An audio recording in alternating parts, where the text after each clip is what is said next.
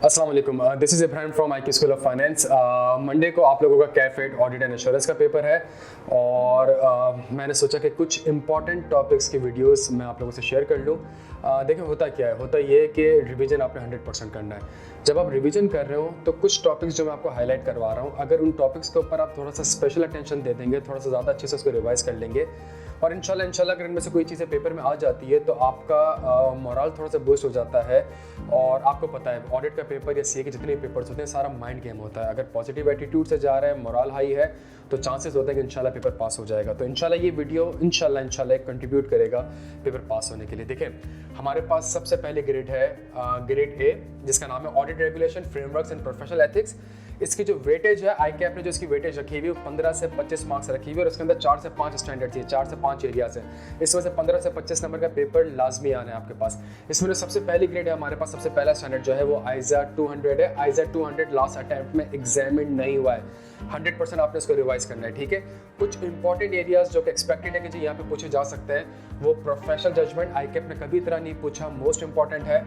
Professional scepticism recently पूछ चुका है, लेकिन इसके ऊपर एक अच्छा सिनेरियो बेस्ड क्वेश्चन एक्सपेक्टेड जो कि हमने प्रैक्टिस सेशन में किया था। इसके अलावा जो सबसे इंपॉर्टेंट चीज़ है हमारे पास ISA 200 में, वो इनहेरेंट लिमिटेशन है।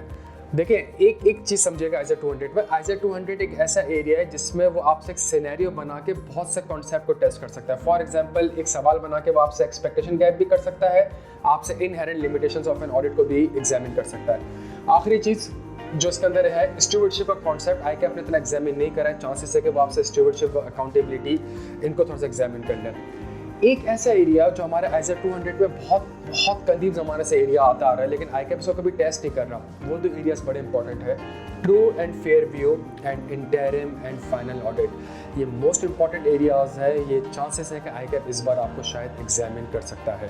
तो ये हमारे पास पहला एरिया हो गया ISA 200 का, लास्ट अटेम्प्ट में एग्जामिन नहीं हुआ था। हमारे पास जो दूसरा एरिया है वो है इसके अंदर ISA 210 engagement letter. Engagement letter की अगर मैं बात करूँ, लास्ट अटेम्प्ट में सिर्फ और सिर्फ एक 3 नंबर का थ्योरी बेस्ड क्वेश्चन आया था। इस अटेम्प्ट में चांसेस है कि एक अच्छा सवाल आ सकता है। इंगेजमेंट लेटर में हमारे पास जो सबसे इंपॉर्टेंट एरियाज है इस अटेम्प्ट के लिए, वो सबसे इंपॉर्टेंट है इंपॉर्टेंस ऑफ इंगेजमेंट लेटर। ये ICAP आपसे पूछ सकता है, इतना कभी पूछा नहीं है उसने। प्लस मेरे पास जब रिकरिंग ऑडिट होती है, ये नॉर्मली ICAP बहुत पूछ चुका है, चांसेस है कि शायद आपसे वापस इस बार उसको पूछ ले। एक एरिया जो कि ICAP ने इतना फ्रिक्वेंटली नहीं पूछा है और ये मोस्ट इंपॉर्टेंट है प्यारे बच्चों, अगर इंगेजमेंट लेटर में एंगेजमेंट एक्सेप्ट करते हुए preconditions are not present, अगर ये प्रेजेंट नहीं है तो फिर क्या करेंगे, ऑडिटर का कोर्स ऑफ एक्शन क्या होगा, एंगेजमेंट एक्सेप्ट करनी चाहिए नहीं करनी चाहिए, ये मोस्ट इंपॉर्टेंट एरिया है, इसको आपने अच्छे से रिवाइज करना है। प्लस अगर आप पास्ट पेपर्स को देखें तो ICAP एक हरकत कर रहा है। फॉर एग्जांपल लास्ट अटेम्प्ट में उसने कंफर्मेशन का फॉर्मेट आपको दे दिया और फॉर्मेट देकर उसने कहा कि जी इवैल्यूएट करें कि इसमें क्या शॉर्टकमिंग्स है। देयर इज़ अ पॉसिबिलिटी कि सेम हरकत वो इंगेजमेंट लेटर के फॉर्मेट में भी कर सकता है। तो जब आप इंगेजमेंट लेटर का स्टूडेंट रिवाइज कर रहे हो तो फॉर्मेट को ज़रूर अच्छे से रिवाइज कर लीजिएगा, because there is a possibility कि वो आपसे इस एरिया को भी टेस्ट कर सकता है। अगला जो हमारा एरिया है वो ISA 220 quality of an audit of financial statement. This is the first time ये हमारे सिलेबस का पार्ट बना है, ये CFAP से होकर CAF में इस बार आया है। इसके ऊपर कोई पास्ट पेपर्स आपको CAF में नहीं मिलेंगे, प्रैक्टिस सेशन में हमने इसको CFAP और MSA के क्वेश्चंस किए थे। इसमें जो सबसे इंपॉर्टेंट चीज़ है, देखिए दो ही चीज़ें इसके अंदर, ऑडिट क्वालिटी के एलिमेंट्स मेरे पास क्या है, वो उसमें एक थ्योरी बेस्ड क्वेश्चन आपसे पूछ सकता है कि जी लीडरशिप के लिए क्या करेंगे हम, मॉनिटरिंग के लिए क्या करेंगे, क्वालिटी के लिए क्या करेंगे, आपसे वो थ्योरी बेस्ड क्वेश्चन पूछ सकता है। Plus there is a possibility कि वो आपसे एक सिनेरियो बेस्ड क्वेश्चन बनाए और सिनेरियो बेस्ड क्वेश्चन बना के आपसे कहे कि जी evaluate the quality of an audit of financial statement. और अगेन ये वो ISA है जो कि आपके सारे ISA से लिंक्ड हो रहा होता है। कुछ चीज़ें इसके अंदर ऐसी है, for example engagement acceptance activities या acceptance and continuous of client relationship, ये हमारे पास ISA 300 में भी कवर होता है जो कि हम आगे डिस्कस करेंगे, ये ISA 220 में भी कवर होता है। तो ये acceptance and continuous of client relationship, ये भी एक इंपॉर्टेंट एरिया है जो कि ISA 220 में आपसे एग्जामिन कर सकता है। कंपनीज एक्ट लास्ट अटेम्प्ट में थ्योरी बेस्ड क्वेश्चन आया था, कैजुअल वैकेंसी के ऊपर आई बिलीव एक सवाल आया था, 3 से 4 मार्क्स का सवाल था। कंपनीज एक्ट भी इस बार इंपॉर्टेंट है। कंपनीज एक्ट में power and duties of auditor ICAP ने आज तक एग्जामिन नहीं करी, देयर इज अ पॉसिबिलिटी कि power and duties of auditor आपसे एग्जामिन करें। प्लस कुछ एडिशनल मैटर्स होते हैं जो कंपनीज एक्ट के हिसाब से मैं अपनी रिपोर्ट में इंक्लूड करता हूँ, report on other legal and regulatory requirements, ज़कात वाला सेक्शन, एक्सपेंडिचर वाला, इन्वेस्टमेंट वाला, देयर इज अ पॉसिबिलिटी कि ICAP आपसे ये एग्जामिन कर लें। क्वालिफिकेशन एंड डिस्क्वालिफिकेशन ऑडिटर एक ज़माने में ICAP फ्रीक्वेंटली पूछता रहता था, पिछले 2-3 अटेम्प्ट से ICAP इसके ऊपर सवाल नहीं बना रहा, इसके ऊपर एक अच्छा सिनेरियो बेस्ड क्वेश्चन हो सकता है कि जी बताएं क्या कंपनीज एक्ट के हिसाब से आप इस कंपनी को ऑडिट कर सकते हैं, नहीं कर सकते। प्लस चूंकि कंपनीज एक्ट और कोड ऑफ एथिक्स एक ही ग्रेड का पार्ट बन चुके हैं, देयर इज अ पॉसिबिलिटी कि सवाल कंपनीज एक्ट से हो और उसका आंसर आईकैप कोड ऑफ एथिक्स से हो। देयर इज अ पॉसिबिलिटी कि आईकैप ये भी कर सकता है। कुछ सेक्शंस हमारे पास डेट एंड सिग्नेचर और पेनल्टी के सेक्शन, ये आईकैप ने इतना फ्रीक्वेंटली एग्जामिन नहीं किया, देयर इज अ पॉसिबिलिटी कि वो कर सकता है। प्लस वो आपसे कहेगा आइजा के हिसाब से डेट एंड सिग्नेचर की रिक्वायरमेंट क्या है, कंपनीज एक्ट के हिसाब से डेट एंड सिग्नेचर की रिक्वायरमेंट क्या है, आइजा के हिसाब से मेरे रिपोर्ट के कंटेंट क्या होता है, कंपनीज एक्ट के हिसाब से मेरे एडिशनल मैटर कौन सा कम्युनिकेट होता है। ये एक इंपॉर्टेंट एरिया है। आईकैप का कोड ऑफ एथिक्स एक बहुत ज़्यादा इंपॉर्टेंट एरिया। पिछले अटेम्प्ट तक ये इसकी एक सेपरेट ग्रिड हुआ करती थी, अब इस ग्रिड का ही पार्ट बन गया है और चूंकि उसको 15 से 25 मार्क्स कवर करने हैं तो देयर इज अ पॉसिबिलिटी कि वो कोड ऑफ एथिक्स को आपसे पूछेगा। देखिए कोड ऑफ एथिक्स को पूछने के लिए वो कंपनीज एक्ट से भी सवाल बना सकता है, वो आइजा 220 से भी सवाल बना सकता है। तो कोड ऑफ एथिक्स एक इंपॉर्टेंट सेक्शन है। कोड ऑफ एथिक्स में दो एरियाज हमारे सबसे इंपॉर्टेंट है। देखिए 2 से 3 एरियाज है। एक हमारे पास है इंटरेस्ट एंड रिलेशनशिप, एक हमारे पास है सर्विसेज और एक हमारे पास कुछ जनरल सेक्शन है। अगर मैं आपसे सर्विसेज की बात करूं, सर्विसेज में जो सबसे इंपॉर्टेंट है प्यारे बच्चों, valuation services plus preparation of the accounting records, ये 2 एरिया और रिक्रूटमेंट सर्विसेज, ये 3 वैल्यूएशन की सर्विसेज बहुत ज़्यादा इंपॉर्टेंट है। आईकैप आपसे ये पूछ सकता है। इंटरेस्ट एंड रिलेशनशिप की बात करूं तो जितने भी एम्प्लॉयमेंट विद क्लाइंट के सेक्शन है, या तो मैं एम्प्लॉयमेंट में चला जाता हूं या सामने वाला बंदा उठ के मेरे पास आ जाता है या शायद मैं वहां पे चला जाऊंगा, ये जो एरियाज है एम्प्लॉयमेंट विद क्लाइंट के मोस्ट इंपॉर्टेंट है। फैमिली एंड पर्सनल रिलेशनशिप एक इंपॉर्टेंट एरिया है।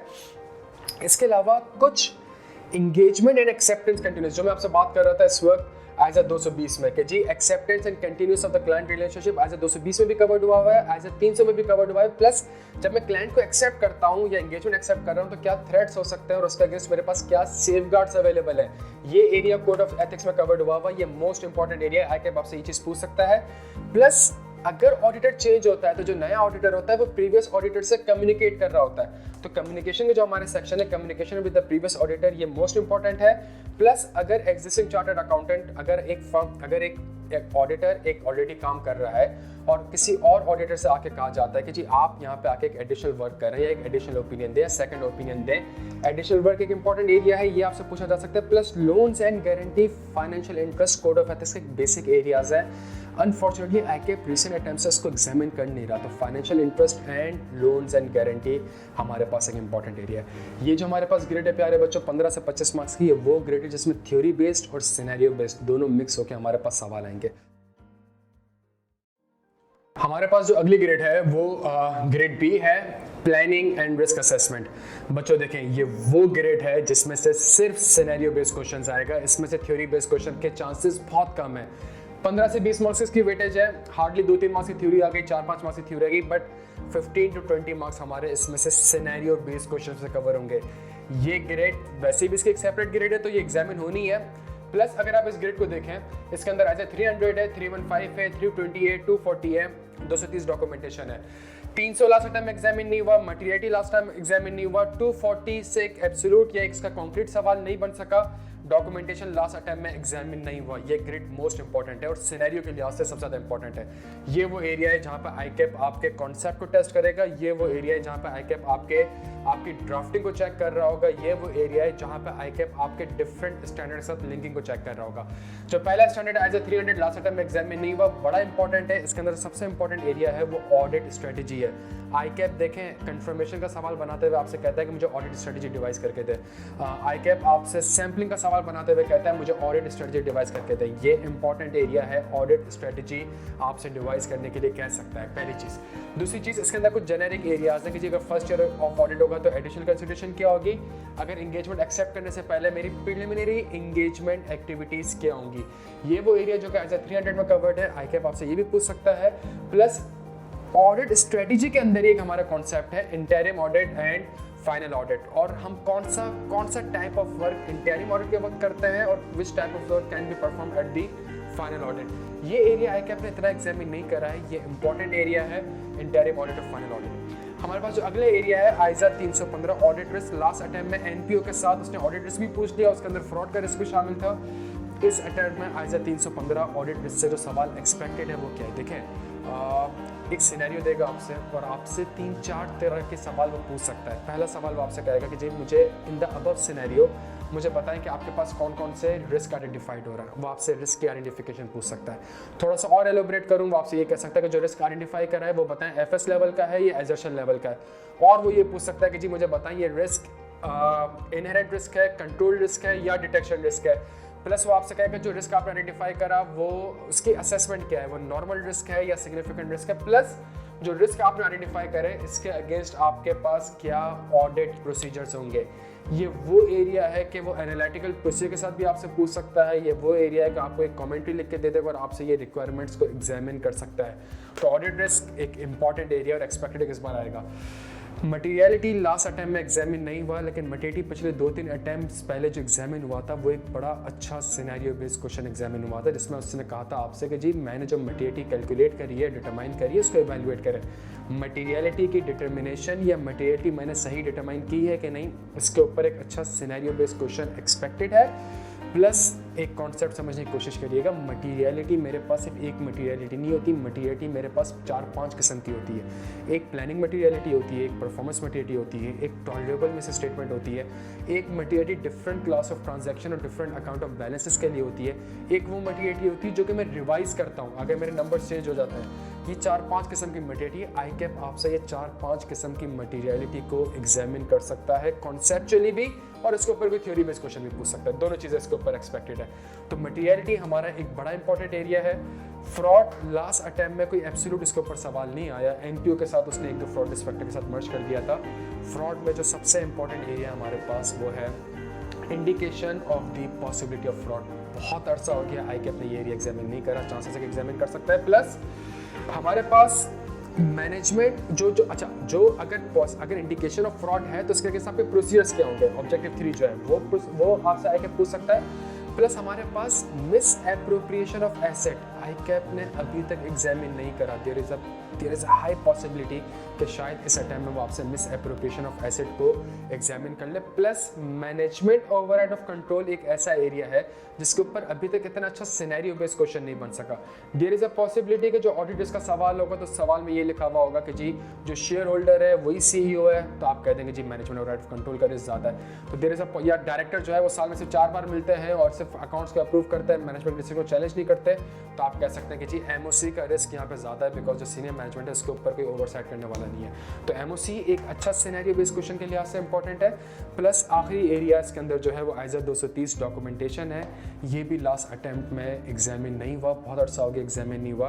डॉक्यूमेंटेशन के कुछ फ़ायदे हैं, कुछ कंटेंट है, कुछ आर्काइविंग से रिलेटेड पॉइंट्स है कि जी कब आर्काइव करनी है, कब आर्काइव नहीं करनी, 60 दिन के अंदर आर्काइव कर देंगे, क्या उसके बाद ऑडिट डॉक्यूमेंटेशन चेंजेस हो सकती हैं, कब हो सकती है, कब नहीं हो सकती, कोर्स ऑफ एक्शन क्या होगा।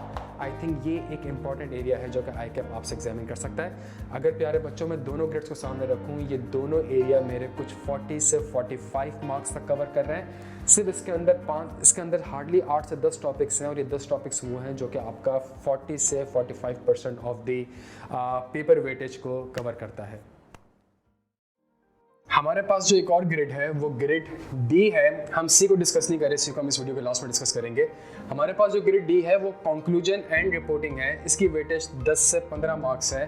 5 स्टैंडर्ड्स हैं इसके अंदर, आईजा 700, 701, 705, 706, ISRE 2400।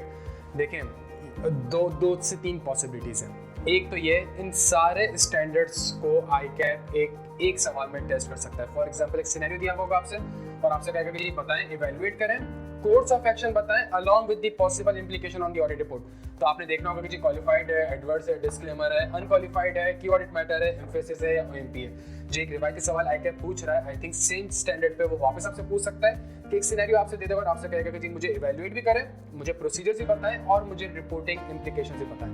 तो ये एक सवाल है। अगर इंडिविजुअल में असेस करूं तो देखिए कुछ एरियाज हैं जो कि इंपॉर्टेंट है। एक चीज़ जो आईकैप कर सकता है वो ये कि आपको एक ऑडिट रिपोर्ट का फॉर्मेट दे देगा, और ऑडिट रिपोर्ट का फॉर्मेट आपको दे देगा जिसमें कैम भी आ रहा होगा, गोइंग कंसर्न भी आ रहा होगा, ईओएमपी भी आ रहा होगा, ओएमपी भी आ रहा होगा, मॉडिफिकेशन भी आ रही होगी, और आईकैप आपसे कहेगा कि जी इवैल्यूएट या critically analyse the audit report. ये फाइनल में बेतहाशा एग्जामिन हो रहा है, चांसेस है कि कैफ में वो आपसे ये पूछ सकता है जो कि हमने प्रैक्टिस सेशन में सवाल किए थे। और अगर मैं आपसे डिस्कस करूं कि फॉर एग्जांपल आइजा 701 की ऑडिट मैटर, तो देखिए की ऑडिट मैटर में उसने अभी तक कैम ड्राफ्ट करने को आपको नहीं कहा है। देयर इज अ पॉसिबिलिटी कि वो कैम आपसे कहे कि जी बताएं द अबव सिनेरियो, कैम को डिटरमाइन करें और की ऑडिट मैटर कैसे ड्राफ्ट करेंगे, की ऑडिट मैटर को ड्राफ्ट करके दें, जो कि फाइनल में वो पूछ रहा है।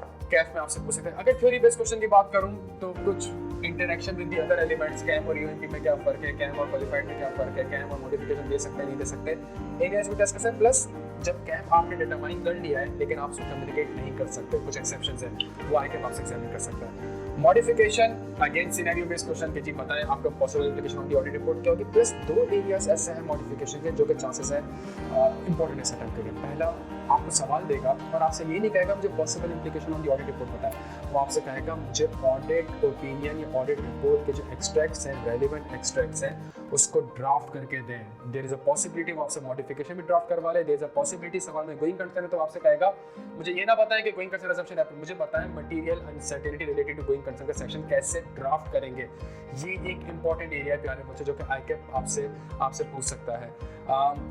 प्लस आईएएस 705 में कॉन्सेप्ट है स्कोप लिमिटेशन होगा तो ऑडिटर के कुछ कोर्स ऑफ एक्शन होंगे। स्कोप लिमिटेशन वो जो मैनेजमेंट ने इंपोज की है, तो कुछ हमारे कोर्स ऑफ एक्शन है उसको शायद आईकैप एग्जामिन कर सकता है। अगेन आईएएस 706 इन्फ्लुएंसेस और एमपी एक कंबाइंड सवाल में वो आपसे एग्जामिन कर सकता है कि जी इन द अबव सिनेरियो बताएं आपकी possible implication on the audit report क्या होगी, तो आपसे उसमें शायद इन्फ्लुएंसेस एप्लीकेबल हो या सवाल स्टार्ट इस तरीके से हो रहा है this is the first year of audit, तो अदर मैटर पैराग्राफ एप्लीकेबल होगा कि पिछले साल का ऑडिट किसी और फॉर्म ऑफ चार्टर्ड अकाउंटेंट ने किया है। इस सारे ग्रेड्स को अगर मैं देखूं तो ये तो हमारे पास एक चीज होगा। अच्छा आखिरी हमारे पास रह गया आईएसआरए 2400। आसान सवाल भी आ सकता है ऑडिट और रिव्यू के बारे में मुझे डिफरेंस बता दें। आपसे रिव्यू एंगेजमेंट के प्रोसीजर्स पूछ सकता है। It could be theory based question, it could be एक सिनेरियो आपको दे दो और आपसे कह के बताएं रिव्यू प्रोसीजर क्या परफॉर्म करेंगे। प्लस सेम चीज वो आपको रिव्यू रिपोर्ट का फॉर्मेट दे देगा और आपसे कहेगा critically analyse the review report. ये हमारे पास एक इंपॉर्टेंट एरिया है। अच्छा एक चीज मैं इस पूरी ग्रेड में आपको बता दूं, ये एक आइसोलेटेड ग्रेड हमारे पास बिल्कुल नहीं है। ये वो एरिया है जो कि आपके प्लानिंग और परफॉर्मेंस से लिंक्ड है। फॉर एग्जाम्पल आईकैप आपसे कह सकता है मुझे रिलेटेड पार्टी के ऊपर कैम बना के दे, तो आप समझ रहे हैं आईजा 550 बेस ने आपसे एग्जामिन कर लिया, आईजा 701 भी एग्जामिन कर लिया। वो कह सकता है कि subsequent to the year end warehouse में आग लग गई, तो इन्फ्लुएंसेस ऑफ मैटर पैराग्राफ भी ट्रिगर हो सकता है। आईजा 560 सब्सिक्वेंट इवेंट भी आ सकता है। वो सवाल बना सकते हैं कि मैनेजमेंट कंफर्मेशन भेज नहीं दे रही आपको, तो आईजा 505 भी एप्लीकेबल हो गया, आईजा 705 भी एप्लीकेबल हो गया। देयर इज अ पॉसिबिलिटी वो आपसे कह सकता है कि जी आपका फर्स्ट ईयर ऑफ ऑडिट है तो पता है कौन सी प्रिलिमिनरी एंगेजमेंट एक्टिविटीज आप परफॉर्म करेंगे।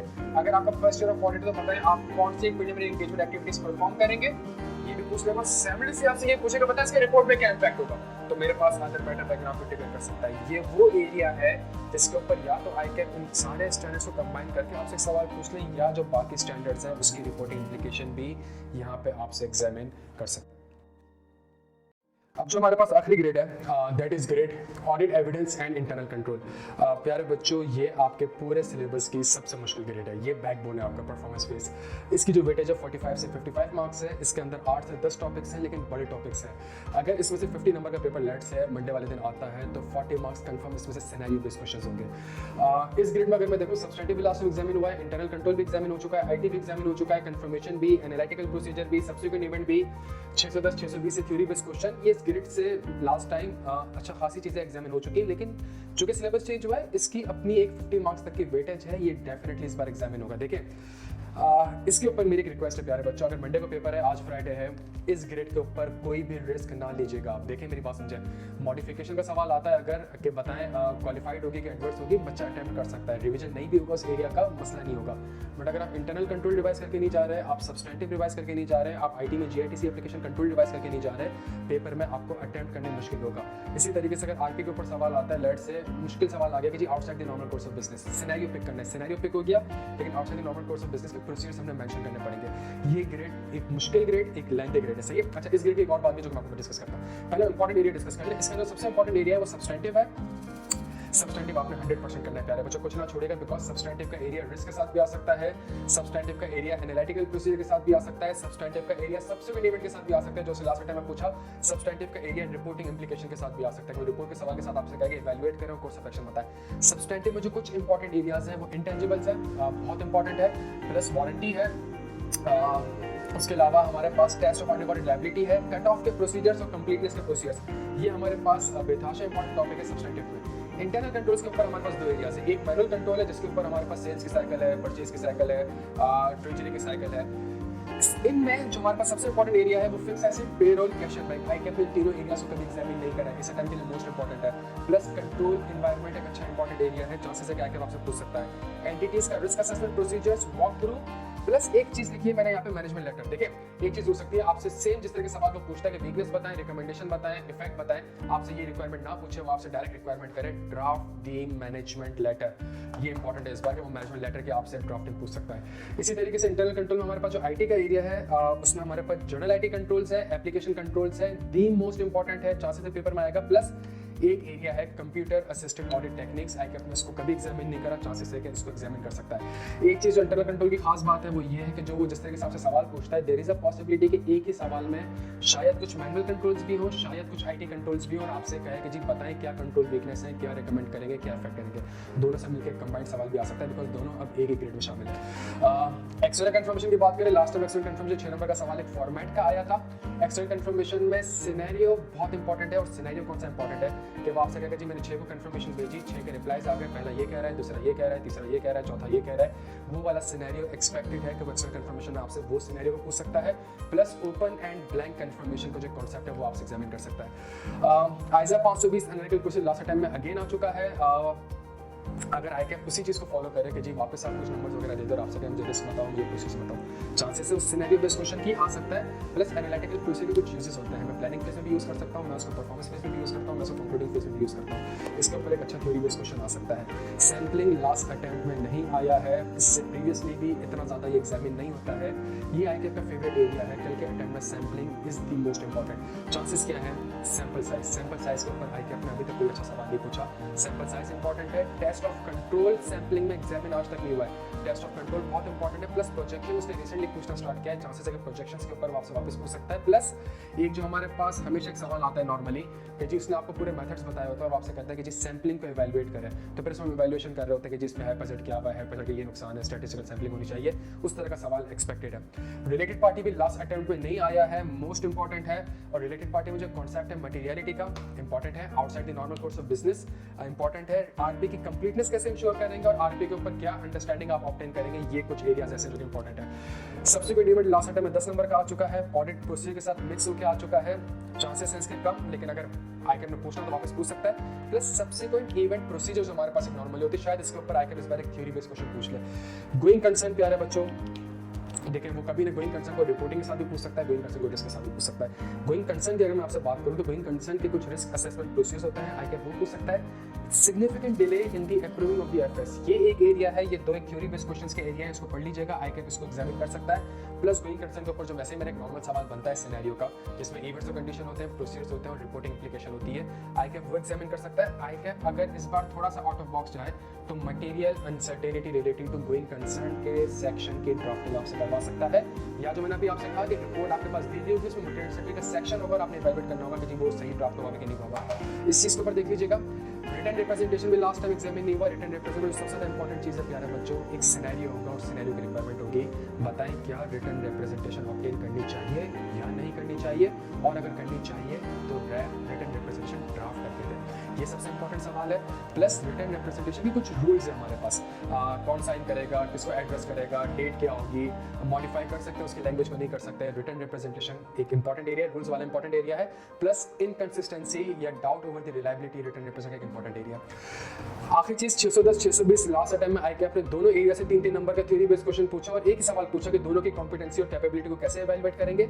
अगर 610 और 620 वापस एग्जामिन हुआ तो चांसेस है कि 610 में इंटरनल ऑडिट में कौन से एरिया सेलेक्ट करने होते हैं, आपने वो एक चीज पूछ सकता है। डायरेक्ट असिस्टेंस आईकैप इतना एग्जामिन नहीं कर रहा, डायरेक्ट असिस्टेंस एक इंपॉर्टेंट एरिया है। एक्सपर्ट में एक्सपर्ट के काम को इवैल्यूएट करना प्लस एक्सपर्ट के नाम की जो रिपोर्टिंग इंप्लीकेशंस होती हैं आईकैप उसको एग्जामिन कर सकता है। तो ये हमारे पास इस ग्रेड में ये एरियाज थे, बट मेरी एक छोटी सी चीज समझ लीजिएगा, ये वो एरिया है जो कि मेरी बाकी सारी ग्रिड के साथ आ सकता है। फॉर एग्जांपल अगर गोइंग कंसर्न है तो ये मेरी प्लानिंग वाली ग्रिड के साथ जो रिस्क की ग्रिड है वहाँ पे भी सवाल आ सकता है कि रिस्क के सवाल में गोइंग कंसर्न का रिस्क शामिल हो।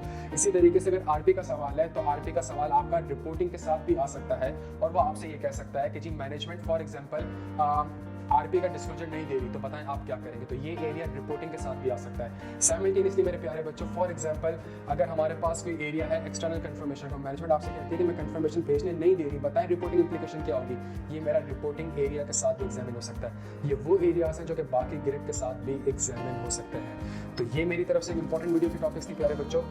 रिवीजन आपने 100% करना है, लेकिन जो टॉपिक्स मैंने हाईलाइट कर रहे हैं रिवीजन करते हुए उसको एक स्पेशल अटेंशन दे दीजिएगा। मैं इंशाल्लाह 1 से 2 वीडियोस और लॉन्च करूंगा, जिसमें पेपर से पहले जो 1-2 दिन पहले आपको जो एक स्ट्रेस लेवल होता है उसको कैसे कंट्रोल करना है, एक वीडियो इसके ऊपर होगी, प्लस जो 2 से 3 दिन बचे हैं उसके ऊपर हम क्या रिवाइज करें, कैसे रिवाइज करें, इंशाल्लाह उसके ऊपर भी वीडियो होगी। Thank you so much.